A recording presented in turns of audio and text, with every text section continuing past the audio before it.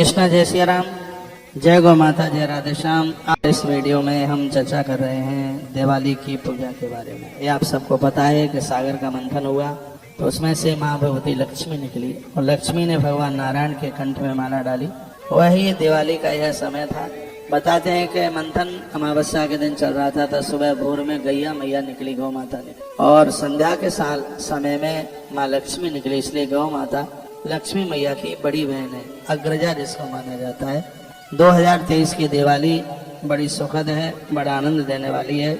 या लक्ष्मी दिवसे पुण्य दीपावल्याम च भूतले गवाम गोष्ठे तो कार्तिक्याम सा लक्ष्मी वरदा मामा। बहुत ध्यान से सुनिए। देखिए, मैं तो श्लोक और प्रमाण देकर आपको बात कर रहा हूँ। पद्म पुराण के उत्तरखंड में दिवाली की महिमा का वर्णन किया। या लक्ष्मी दिवसे पुण्य, जो लक्ष्मी पूजा वाले दिन, दिवाली वाले दिन, दीपावल्याम च भूतले, इस मृत्यु लोक में भूतल पर दिए जलाएंगे। गवाम गोष्ठे तो कार्तिक्याम सा लक्ष्मी वरदा मामा, जो गौशालाओं में, गौ सदन में दिए जला करके रखेंगे, माँ लक्ष्मी उन्हें वरदान दे देगी, उसके घर को बिल्कुल खाली नहीं होने देगी। ऐसा स्वयं माँ भगवती लक्ष्मी ने अपने मुख से ये बात कही है। ये पूरी कथा भगवान शिव कार्तिकेय जी को सुना रहे हैं। कहते हैं लक्ष्मी, भगवान विष्णु, भगवान गणेश और सूर्य भगवान, चंद्रमा, इन सब की पूजा होती है।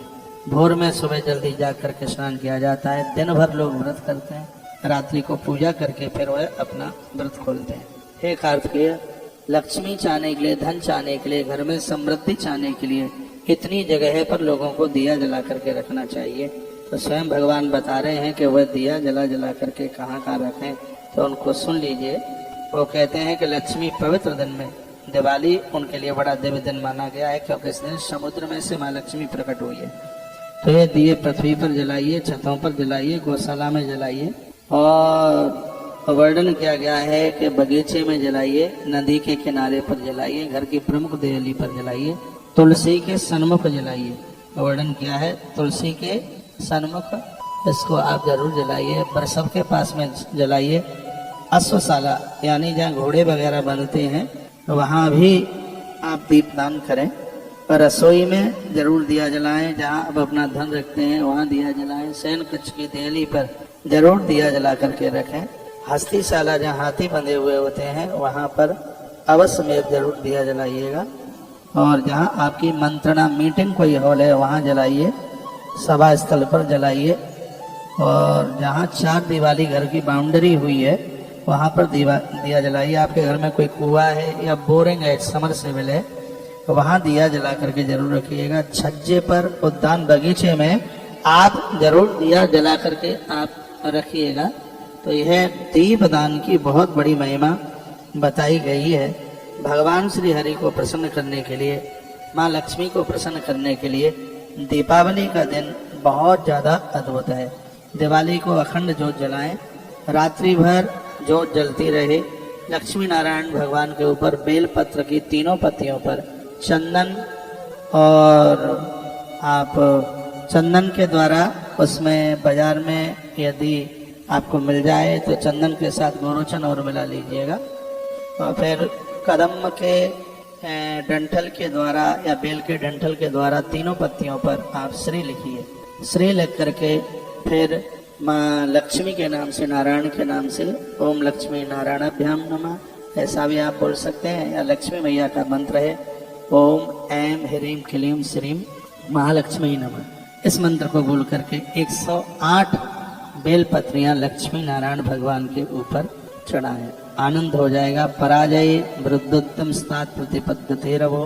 भगवान कहते हैं कि आपको कोई पराजित नहीं कर सकता। और निष्कासते पृष्ठाव लक्ष्मीश्च ग्रहण कड़ात। आ गया कि भोर में, सुबह है, भोर में आधी रात्रि को निकलने के बाद 3 से 4:30 के बीच में अपना सूप उठाइए और सूप को बजाते बजाते घर से बाहर, घर की आपकी सीमा, घर की सीमा पूरी होती है उससे बाहर जाइए, सूप बजाएं। और मैं इसका एक श्लोक बोल रहा हूँ। तावन नगर नारी विस्तूरडिंडिम बादनी, यानी वर्णन किया तावन नगर नारी भिस्तूरडिंडिम बादनी, जो भोर में सुबह है, ब्रह्म मुहूर्त में अपने घर से सूप बजाते हुए और बाहर निकल करके जाएंगे तो इससे दरिद्रता घर से बाहर निकल जाती है। ये दिवाली की रात्रि को यह किया जाता है। दिवाली की रात्रि को भोर में 3 से 4:30 के बीच में पावन नगर नारी, उस नगर की नारियां अपने घर से लिखाएं तूर डिंडम, तूर डिंडम कहते हैं, सूप का नाम है संस्कृत में। बादनी, बादनी मतलब उसमें से आवाज आए, उसको खटखटाएं, उसको बजाएं और यह बोलते जाएं कि पूत भय सयाने दारिद्र भय रवाने, पूत भय सयाने दारिद्र भय रवाने। ऐसा बोल करके सूप को बजाते बजाते घर के बाहर तक जाते हैं और सूप को फिर आप अपने घर ले आइए, फेंक करके मत आइएगा। तो इसके द्वारा घर से अलक्ष्मी वापस चली जाती है और घर में लक्ष्मी का वास होता है। तो दिवाली की रात्रि को आप हवन करें, यज्ञ करें, श्री सूक्त से उसमें आहुतियां डालें। संक्रस्य भवानी च क्रीड़या युद्धमाशुत।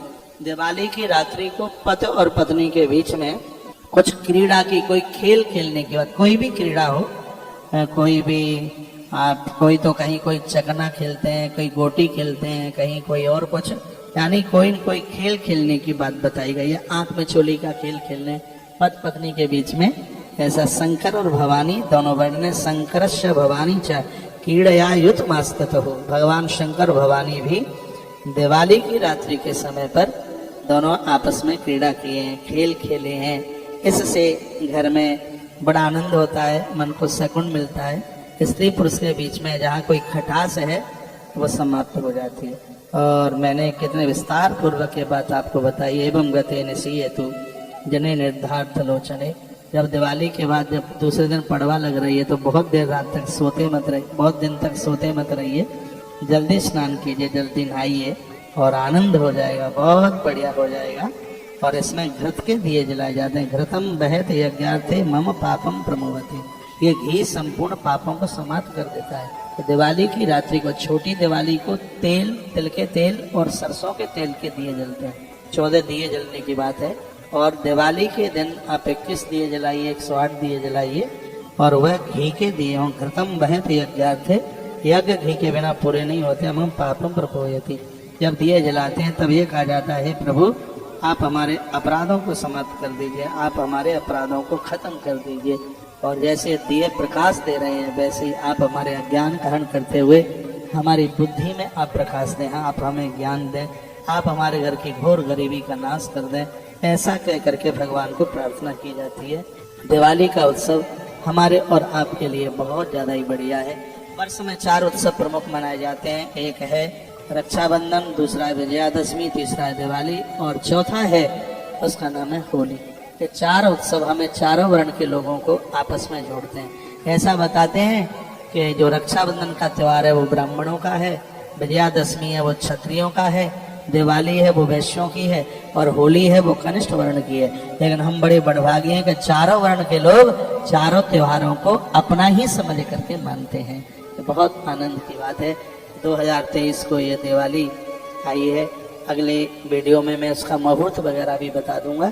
अभी मैंने एक पूजा की, एक विधि, ये क्यों मनाई जाती है दिवाली, तो यह दरिद्रता का नाश करती है दिवाली और आयु को बढ़ाती है, उम्र को बढ़ाती है। कार्तिकेय जी ने पूछा था कि दिवाली क्यों मनाई जाती है, तो भगवान शंकर ने जवाब दे दिया है कि दिवाली इसलिए मनाई जाती है मृत्युना आसस्तेना कालेना, यानी मृत्यु भी उसके सामने से पराजित होकर के चली जाती है। ये महिमा दिवाली की है। दीपावली फलम नाथ विशेषाद ब्रूहि सांप्रतम। तो जो दिवाली की जो महिमा है उसका फल क्या है, कार्तिकेय जी ने पूछा। इसका वर्णन भगवान शिव ने किया है, भगवान शंकर ने किया है।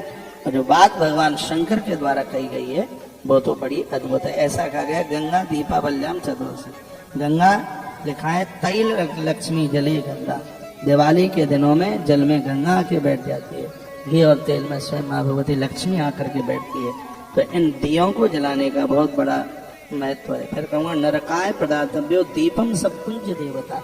यदि नरक से बचना चाहते हैं तो दिवाली के समय पर, छोटी दिवाली के समय पर आप दिए जलाइए, तेल के और सरसों के तेल के, तिल के तेल के और सरसों के तेल के। घर में आप संपदा चाहते हैं तो बड़ी दिवाली को घी के दिए जला जला कर इतनी जगहों पर कूटा गारे सुचितेषु सभासु च नदी सुचा प्राकार उद्धान वापीषु प्रति लो लुप्तेषु मंदरासु विकृतासु हस्तशालासु चैवहि। इन श्लोकों का मैंने हिंदी में अर्थ आपको बता दिया है। इतनी जगह आप ये जला जला करके रखें, सूप ठोकना न चूकें। बहुत बहुत धन्यवाद।